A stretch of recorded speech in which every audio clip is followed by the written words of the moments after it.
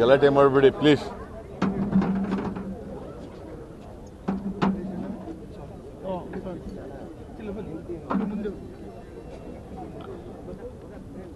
ವಾಲ್ಮೀಕಿ ಅಕ್ರಮದಲ್ಲಿ 3 ತನಿಖಾ ಸಂಸ್ಥೆಗಳು ವಿಚಾರಣೆ ಮಾಡ್ತಾ ಇದ್ದಾವೆ. ನನ್ನ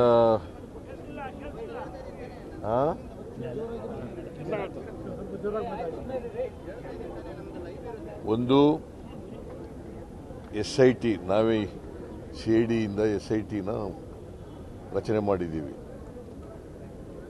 ಅದು 31/5/2024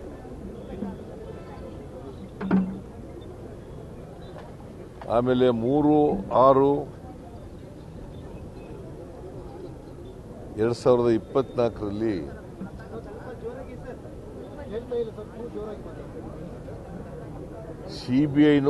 ಸಿಬಿಐಗೆ ಒಂದು ಕಂಪ್ಲೇಂಟ್ ಕೊಟ್ಟಿದ್ದಾರೆ. ಯಾರು ಕೊಟ್ಟಿರೋದು ಅಂದರೆ ಬ್ಯಾಂಕ್ನ PLA ಕೊಟ್ಟಿದ್ದಾರೆ, ಯೂನಿಯನ್ ಬ್ಯಾಂಕ್ ಆಫ್ ಇಂಡಿಯಾ. ಅದರಲ್ಲಿ ಸುಚಿಸ್ಮಿತಾ ರಾಹುಲ್, ದೀಪಾ ಮತ್ತೆ ಕೃಷ್ಣಮೂರ್ತಿ ಇವ್ರ ಮೇಲೆ ಇವರು ಮತ್ತೆ ಇನ್ನಿಬ್ರು ಅನ್ನೋನ್ ಪರ್ಸನ್ಸ್ ಅಂತ ಕೊಟ್ಟಿದ್ದಾರೆ. ಆ ತನಿಖಾ ಸಂಸ್ಥೆನೂ ಕೂಡ ಇದೆ, ಬ್ಯಾಂಕ್ನವರು ಮಾಡಿರ್ತಕ್ಕಂಥದ್ದು. ಇನ್ನೊಂದು ED ಸ್ವಯಂ ಪ್ರೇರಣೆಯಿಂದ ತನಿಖೆ ಮಾಡ್ತಾ ಇದೆ.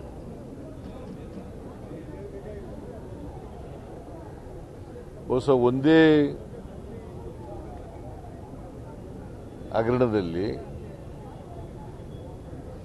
3 ತನಿಖಾ ಸಂಸ್ಥೆಗಳು ವಿಚಾರಣೆ ಮಾಡ್ತಾ ಇರ್ತಕ್ಕಂಥದ್ದು ಬಹುಶಃ ನನಗೆ ಗೊತ್ತಿರೋ ಮಟ್ಟಿಗೆ ಇದು ಒಂದು ವಿಶೇಷವಾಗಿ ಮಾಡ್ತಾ ಇದ್ದಾರೆ. ನನಗೆ ಯಾವುದೂ ಕೂಡ ಅನುಭವಕ್ಕೆ ಬಂದಿರಲಿಲ್ಲ, ನನ್ನ ಅನುಭವಕ್ಕೆ ಬಂದಿರಲಿಲ್ಲ. ಮೂರು ತನಿಖಾ ಸಂಸ್ಥೆಗಳು ಒಂದೇ ಪ್ರಕರಣದ ಬಗ್ಗೆ ತನಿಖೆ ಮಾಡ್ತಾ ಇರ್ತಕ್ಕಂಥದ್ದು ಬಂದಿರಲಿಲ್ಲ.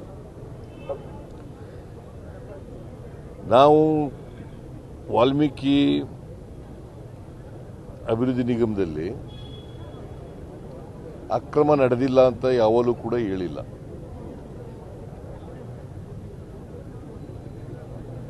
ವಿರೋಧ ಪಕ್ಷದವರು ಪದೇ ಪದೇ ಹೇಳ್ತಾರೆ 187,33,00,000 ದುರುಪಯೋಗ ಆಗಿದೆ ಅಂತ ಹೇಳ್ತಾರೆ. Actually union bank of India MG ರಸ್ತೆಯಿಂದ ತೆಲಂಗಾಣಕ್ಕೆ ಹೋಗಿರ್ತಕ್ಕಂಥದ್ದು 89,63,00,000 ಮಿಸ್ಅಪ್ರೋಪ್ರಿಯೇಷನ್ ಆಗಿರ್ತಕ್ಕಂಥ ಹಣ 89,63,00,000. ನಾವು SIT ಮಾಡಿದ ಮೇಲೆ SIT ಅವರು ತ್ವರಿತವಾಗಿ ತನಿಖೆಯನ್ನು ಮಾಡ್ತಾ ಇದ್ದಾರೆ. ಈಗಾಗಲೇ 12 ಜನರನ್ನು ಬಂಧಿಸಿದ್ದಾರೆ. 34 ಕೋಟಿ ನಗದನ್ನು ರಿಕವರ್ ಮಾಡಿದ್ದಾರೆ.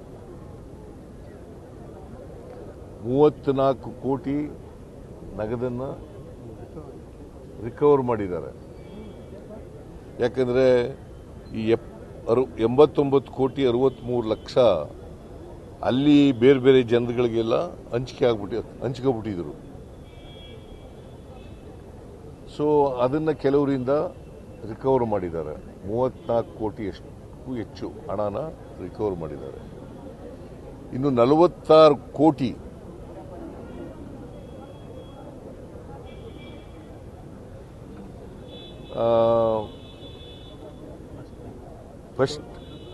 ಫಸ್ಟ್ ಫೈನಾನ್ಸ್ ಕೋಆಪರೇಟಿವ್ ಬ್ಯಾಂಕ್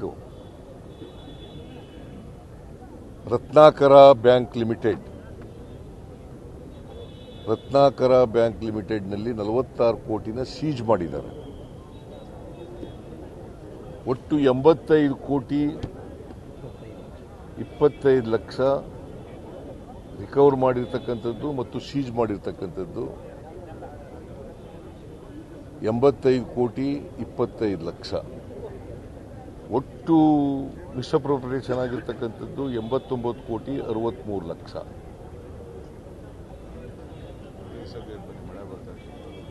ಆಮೇಲೆ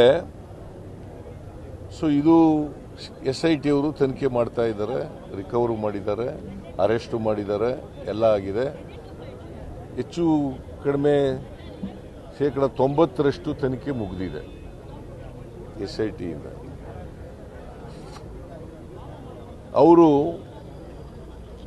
ಬ್ಯಾಂಕ್ನವರು ಇರ್ರೆಗ್ಯುಲಾರಿಟಿ ಆಗಲಿಕ್ಕೆ ಬ್ಯಾಂಕ್ನ chief manager, deputy manager, credit officer ಅವ್ರ ಕಾರಣ ಅಂತ ಅವರ ಬ್ಯಾಂಕ್ನಿಂದ ಕಂಪ್ಲೇಂಟ್ ಕೊಟ್ಟಿದ್ದಾರೆ.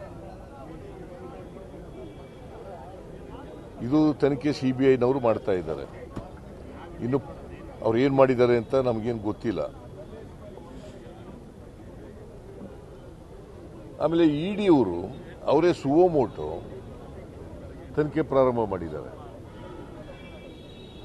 ನಾಗೇಂದ್ರ ಅವರನ್ನ ಮತ್ತೆ ದದ್ದಲ್ ಅವ್ರ ಮನೆ ರೈಡ್ ಮಾಡಿ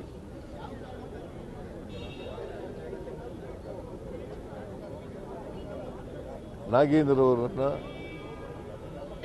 ವಶಕ್ಕೆ ತಗೊಂಡು ಈಗ ಅವರು ಜುಡಿಷಿಯಲ್ ಕಸ್ಟಡಿಗೆ ಹೋಗಿದ್ದಾರೆ.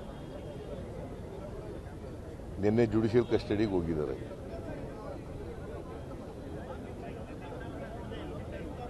ಕಲ್ಲೇಶ್ ಅಂತಕ್ಕಂಥ ನಮ್ಮ ಅಡಿಷನಲ್ ಡೈರೆಕ್ಟರ್ ಆಫ್ ಸೋಷಿಯಲ್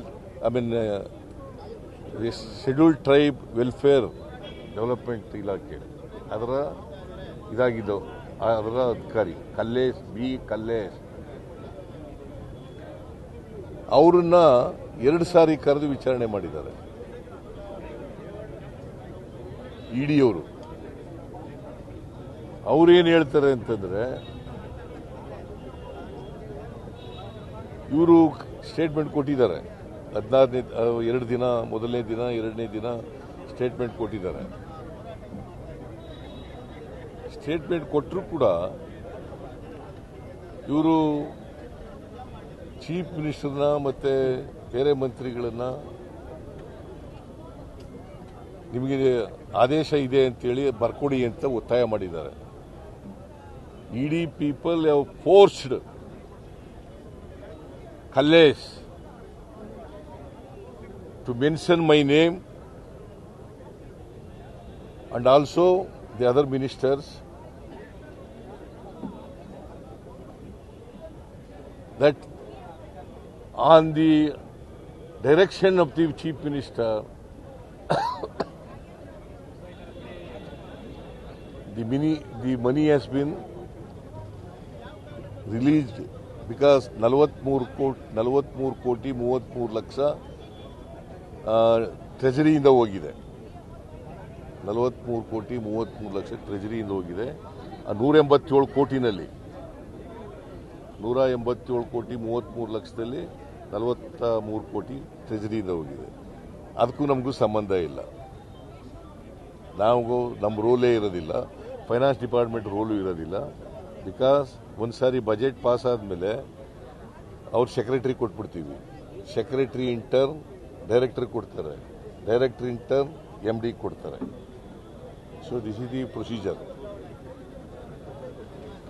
ನಮಗೂ ಅದಕ್ಕೂ ಸಂಬಂಧ ಇಲ್ಲ. ನಾನು ಈಗಾಗಲೇ ಎಲ್ಲನೂ ಎಕ್ಸ್ಪ್ಲೈನ್ ಮಾಡಿದ್ದೀನಿ.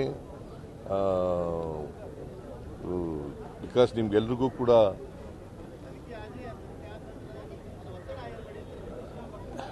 ಇದು ಇರೋದು. ಸೊ ಅದಕ್ಕೆ ಅವ್ರೇನು ಮಾಡಿದ್ದಾರೆ, ಅವ್ರಿಗೆ ಬೆದರಿಸಿ ಎದುರಿಸಿ ಜೀವಭಯ ಉಂಟು ಮಾಡಿ ಕಲ್ಲೇಶ್ಗೆ ಅನಗತ್ಯವಾಗಿ ಎದುರಿಸಿದ್ದಾರೆ. ನನ್ನ ಹೆಸರು ಕೊಡಿ, ನನ್ನ ಹೆಸರು ತೋರಿಸು ಅಂತ, ನನ್ನ ಹೆಸರು ಹೇಳು ಅಂತ. Because they wanted to implicate my name illegally in the case. So ಅವರು ಕಂಪ್ಲೇಂಟ್ ಕೊಟ್ಟು ಕೇಸ್ ರಿಜಿಸ್ಟರ್ ಆಗಿದೆ.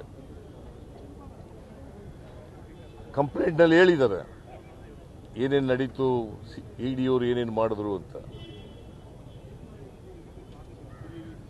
ಸೊ ಒಟ್ಟಾರೆಯಾಗಿ ಅವರು ಕೇಂದ್ರ ಸರ್ಕಾರ ರಾಜ್ಯ ಸರ್ಕಾರವನ್ನು ಅಸ್ಥಿರಗೊಳಿಸಬೇಕು,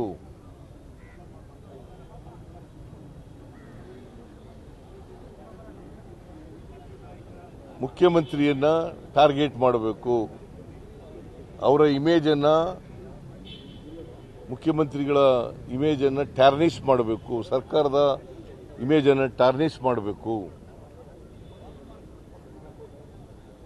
ನಾವು ಪರಿಶಿಷ್ಟ ಜಾತಿ ಪರಿಶಿಷ್ಟ ವರ್ಗದವರಿಗೆ ವಿರುದ್ಧ ಇದ್ದೀವಿ ಅಂತ ಈ ರಾಜ್ಯದ ಜನರಿಗೆ ಹೇಳಬೇಕು.